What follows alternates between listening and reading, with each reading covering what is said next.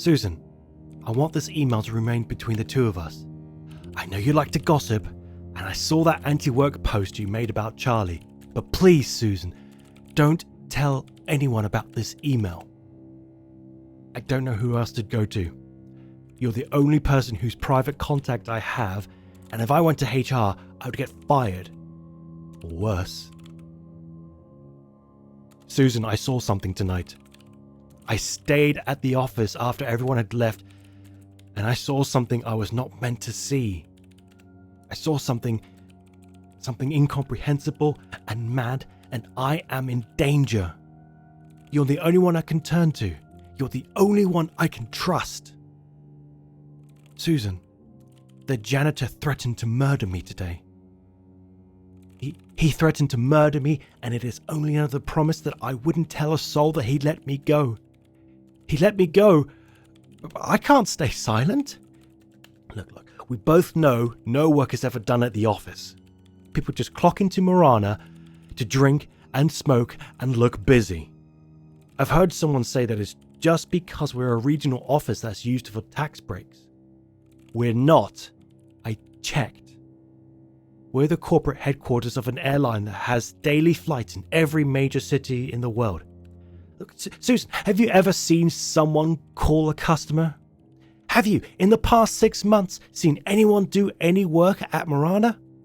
No, you haven't. That's because we're not doing any of the work. We're just cover. We're just cover for what happens in the offices during the night. We're just tiny pawns in something bizarre and dangerous, and today I saw things as they are. If anyone else at Marana finds out that I saw what I saw, I'm as good as dead.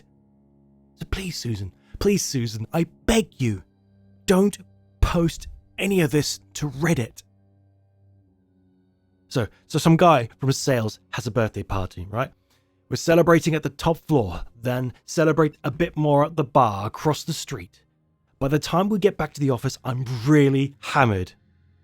Heard that serious-looking audit lady is back, so I hide under my desk to keep out of sight. I figured I'll sleep it off and then wake up around 5, go get something to eat, and then go home. I didn't. I woke up in pitch darkness, curled up beneath my desk. I was still pretty hammered, but the moment I came to, I knew where I was. I could also smell a familiar stench. You know that supply closet full of rags on the second floor? The one that everyone complains about because it smells like ancient sweat? That smell. I could smell that stench inside my cubicle. There was a pile of rags sitting on my chair. It was only thanks to the few rays of light from the street lamps outside that I could see the thing, but I was certain. Sitting behind my desk, shaped like a man, sat a pile of those sweat-stained rags from the supply closet. They were typing. It was typing. The smell, the shock, the amount of tequila I drank for lunch, it all caught up with me. I needed to vomit, but I was so scared that the thing, that creature that was sitting behind my desk typing away at my computer, I feared it was sentient beyond office work. I feared it would do something to me. The air smelled like barf in a hot car, Suzan, but I stayed put beneath my desk. I stayed put and prayed for the world to return to normal, or for me to wake up in my bed with the whole smelly rag affair just being a byproduct of my drunkenness. My prayers weren't answered. For what felt like an hour, I stayed curled up beneath my desk, holding down nausea and trying to control my breath. I feared I would be stuck in my delirious predicament for the whole night.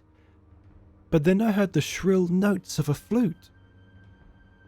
Walking between the cubicles with no rhythm and no set melody, someone was playing the flute. The moment the first notes of that cryptic song could be heard, the mess of rags that was typing at my desk stood up. With wet, squelching footsteps, the being walked off into the hall. Seizing my chance of escape, I crawled out from beneath my desk and took a peek out of my cubicle. The mess of rags was not alone. It was joined by other clumps of filth and sweat that shuffled their way to the center of the office. Walking among the cubicles, leading the procession of rag creatures, was... Suzan, I know this all sounds like a joke. I know what I'm describing is wholly insane, but I swear I am not making this up. I swear this is true. It was the janitor. The janitor was leading the procession of rag creatures. The same janitor that hangs around the parking lots in the morning. The same one that gets really aggressive if you complain about the mess in the supply closet. That guy who's a head taller than everyone else at the office and looks like he's just left a war zone. That same janitor was leading the march of the rag creatures with a flute. He played the flute off key and out of rhythm, but the creatures following the grizzled man were dancing, or at least bobbing, to the shrill sounds of his instrument. He was walking up and down the office in slow, measured steps and seemed to be completely focused on his music. As drunk and nauseous and terrified as I was, I saw my chance at escape. When the flute-playing janitor had his back turned to me, I rushed towards the staircase out of the building. I almost made it. Almost made it to the staircase and out of that cursed office. Yet rising to my feet was far too much for my drained body. Just before I reached the door to the stairs, I lost my balance and fell. I managed to hide behind one of the cubicles, but my landing had stopped the janitor's playing. Immediately, a flashlight was aimed in my direction. At first, the janitor called out into the darkness with some semblance of sanity.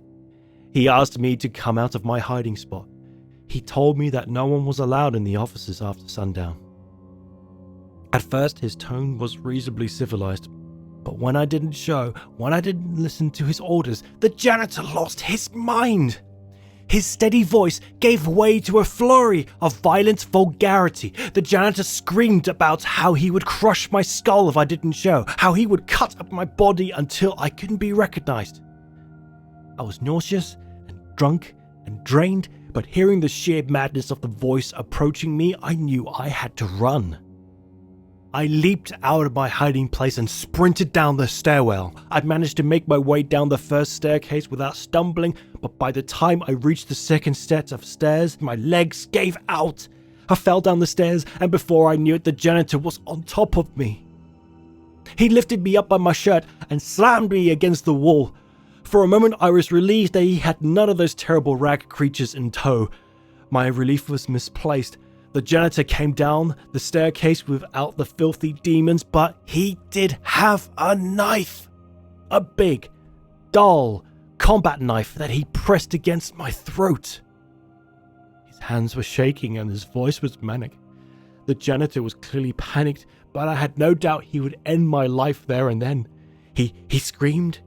He screamed about gutting me like a fish, about making sure that no one ever finds out what I saw. He raved and rambled about how my life was going to end because I had witnessed too much.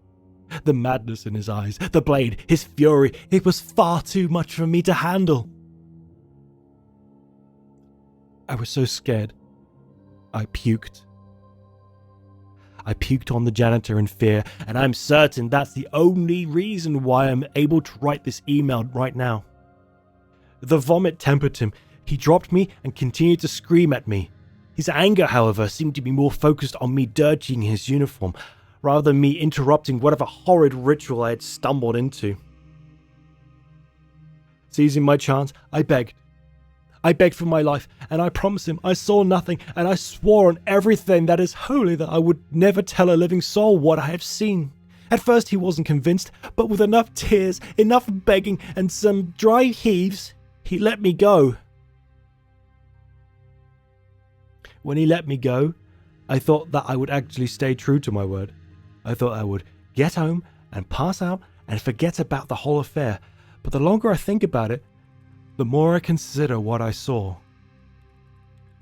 Look, Suzan, this all seems insane. I know getting this email in the middle of the night must seem like some unfunny prank, but I swear what I saw is real.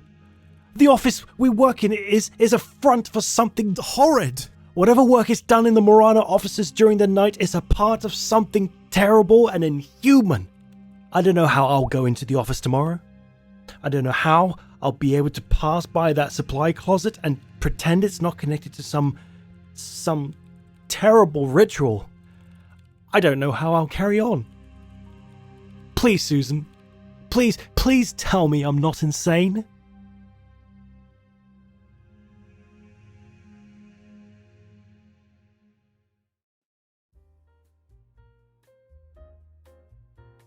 And so concludes the 8th episode of the Morana Air series. Big thanks to Grax Bishop for dropping in for another narration. Make sure to check out his channel down in the description if you want to hear more of him.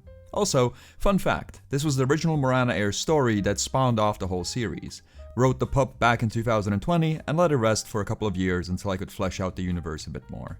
On the note of older stories, have you heard about the Cabinet of Fever Dreams? Coming out every Tuesday, Thursday, and Sunday on your podcast streaming platform of choice, we have vintage tales from the early days of the channel. Make sure to check them out. With that said, we have 3 more episodes of the Morana Air series on the schedule. I'll see you next Friday with another tale of airplane-related terror. Stay spooky out there.